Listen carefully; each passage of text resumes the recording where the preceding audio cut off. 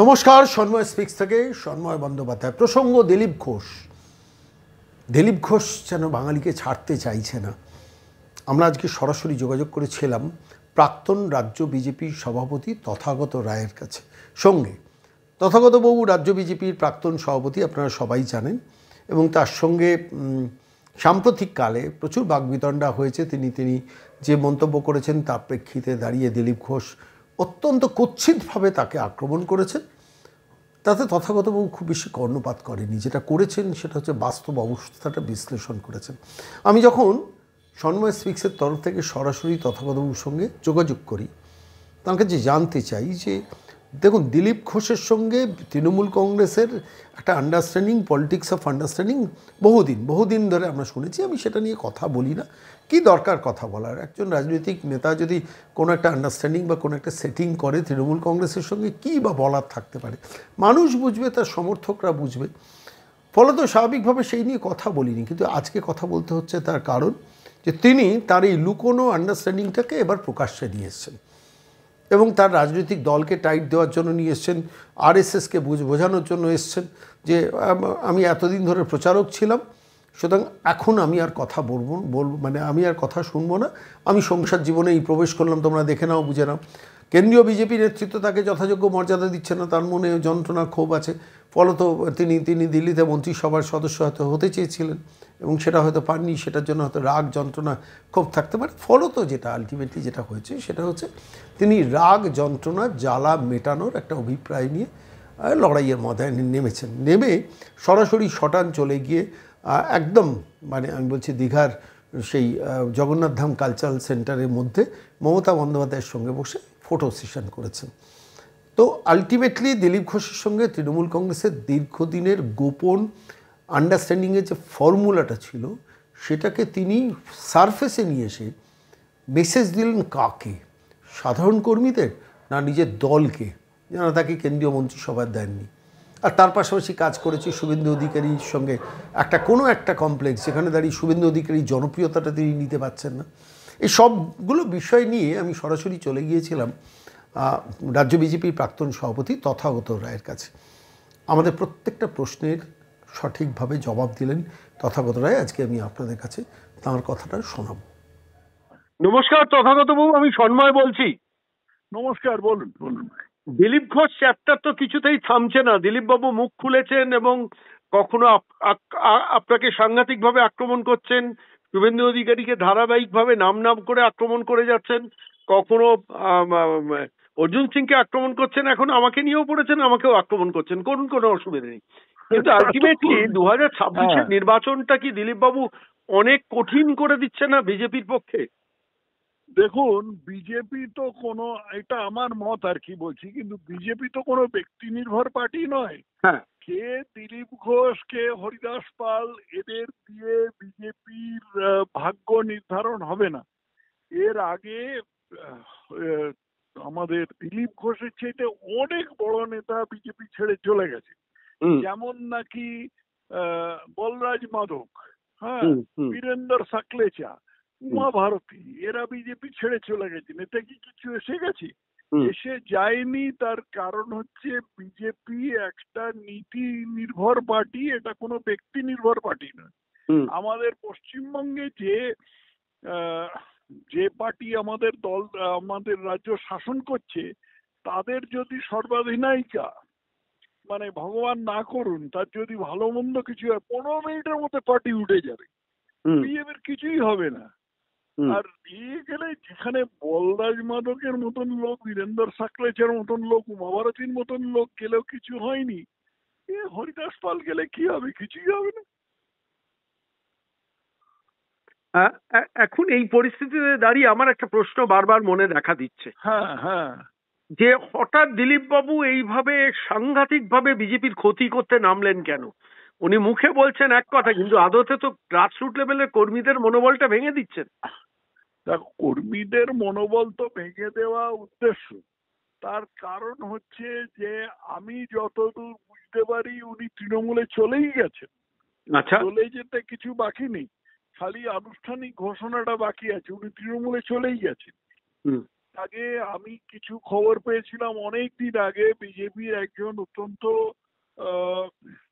Senior একজন কার্যকর্তার মুখে, যে দিলীপ ঘোষ যখন হাসপাতালে ছিলেন এবং পার্থ চ্যাটার্জি যখন তার সঙ্গে দেখা করতে এসেছিলেন, তখন দিলীপ ঘোষ সেই পার্থ চ্যাটার্জির সঙ্গে নিভৃতে 10-15 মিনিট ধরে কথা বলেন এবং সেই সময় ঘর থেকে সকলকে বার করে দেন, মানে হাসপাতালের ক্যাবিন থেকে সকলকে বার করে দেন। এই সমস্ত জুড়ে টুড়ে আমার মনে হচ্ছে যে দিলীপ ঘোষের সেই সময় থেকে, বহুদিন থেকে ইচ্ছে ছিল যে এই বিজেপি পার্টিটার সর্বনাশ করা। একটা জিনিস আমি বলছি যে যে কোনো পার্টির সপক্ষে কথা বলা পার্টির পক্ষে ভালো, বিপক্ষে কথা বলা পার্টির পক্ষে খারাপ, কিন্তু সবচেয়ে খারাপ হচ্ছে পার্টিকে হাস্যাস্পদ করা। আমরা যেটা দেখতে পেয়েছি, দিলীপ ঘোষ পার্টিকে হাস্যাস্পদ করেছেন। গরুর দুধে সোনা আছে, তারপরে সকলকে শুইয়ে দেবো, পুঁতে দেবো, সব দেহের লাইট লাগিয়ে দেবো, তারপরে মমতাকে বারমুডা পরাবো। এই বারমুডা কথাটা বোধহয় সত্য নতুন শিখেছেন, এই মমতাকে বারমুডা পরাবো, এই সমস্ত বলে উনি আমাদের পার্টিটাকে হাস্যাস্পদ করেছেন। পার্টিকে সমর্থন করা ভালো, বিরুদ্ধাচরণ করা খারাপ, কিন্তু এই ধরনের মানে হাস্যাস্পদ করাটা সবচেয়ে বেশি খারাপ, এবং সেটাই উনি করেছেন এতদিন ধরে। তো এখন সেটাই, সেই জিনিসটাই করে যাচ্ছেন। এখন আরেকটু এগিয়ে গেছেন, খালি আনুষ্ঠানিক ঘোষণাটা বাকি আছে যে উনি চলে গেছেন তৃণমূলে। এইরকম তৃণমূলে চলে গিয়ে তো আমরা দেখেছি অনেক দিন আগে থেকে, সেই পরশ দত্ত, কর্নেল বাগচি, জয়প্রকাশ মজুমদার, তারপরে বাবুল সুপ্রিয়, এরা চলে গেছেন। কি ওদের কি লাভ হয়েছে ক্ষতি হয়েছে সেটা বিবেচ্য নয়। বিজেপির কোনো ক্ষতি হয়েছে কি? আমি আপনাকে আরেকটা প্রশ্ন আমার মনে আসছে বলে জিজ্ঞেস করছি। আমি বহুদিন ধরে একটা খবর পেতাম, সেটা হচ্ছে দিলীপ বাবু খুব সাইলেন্টলি তৃণমূল কংগ্রেসের সঙ্গে যোগাযোগটা রাখতেন। হ্যাঁ হ্যাঁ, নিশ্চয়ই রাখতেন। এবং ওই যে বিজেপির একজন সিনিয়র কার্যকর্তার আমি কথা বললাম না, যে হাসপাতালের ক্যাবিন থেকে ওকে সকলকে বার করে দিয়েছিলেন, সেটার উপর ভিত্তি করে আমি বলছি। এবং যিনি এই কথাটা বলেছিলেন তিনি ইরেসপন্সিবল লোক না, তিনি একজন দায়িত্বজ্ঞান সম্পন্ন লোক। এইসব থেকে আমি এই সিদ্ধান্তে অনেকদিন থেকে পৌঁছেছি যে দিলীপ বাবু বুঝে শুনে বিজেপির ক্ষতি করছিলেন। খুব একটা যে ওর এই বিষয়ে খুব গভীর উপলব্ধি আছে এমন নয়, তার জন্য আবার খানিকটা লেখাপড়া দরকার, যেটা নেই। অতএব বেশি ক্ষতি করতে পারেননি, যেটুকু পেরেছেন করেছেন। এবং সব থেকে মারাত্মক যেটা, সেটা হচ্ছে উনি নন স্টপ চালিয়ে যাচ্ছেন, যেটা মারাত্মক। মানে নিজেকে বোঝানো, নিজেকে কিভাবে এক্সপোজ করবে বুঝতে পারছেন না। মানে আমার কোনো একটা জায়গায় মনে হচ্ছে যে কেন্দ্রীয় মন্ত্রিসভায় দিলীপ বাবুর জায়গা পাওয়ার একটা ইচ্ছে ছিল, আনফর্চুনেটলি কেন্দ্রীয় মন্ত্রিসভায় তাকে জায়গা দেননি সর্বভারতীয় বিজেপি নেতৃত্ব। সেটার রিভেঞ্জ কি এভাবে, নাকি শুধু শুভেন্দু অধিকারীর জনপ্রিয়তাটাকে নিতে পারছেন না? শুনুন, সেটা আমি বলতে পারবো না। শুভেন্দু অধিকারী জনপ্রিয়তা যে উনি নিতে পারছেন না, এর সম্বন্ধে কোনো সন্দেহ নেই।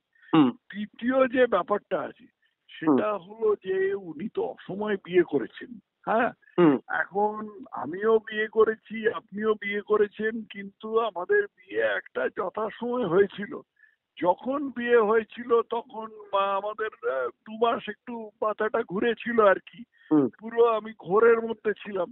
এখন উনি ডবল ঘোরের মধ্যে আছেন, কারণ 1 নম্বর তো নতুন বিয়ে করেছেন, 2 নম্বর হচ্ছে অসময়ে বিয়ে করেছেন। এসবের ফলে যে ঘোরের মধ্যে আছেন, এই ঘোরটার একটা ভূমিকা আছে।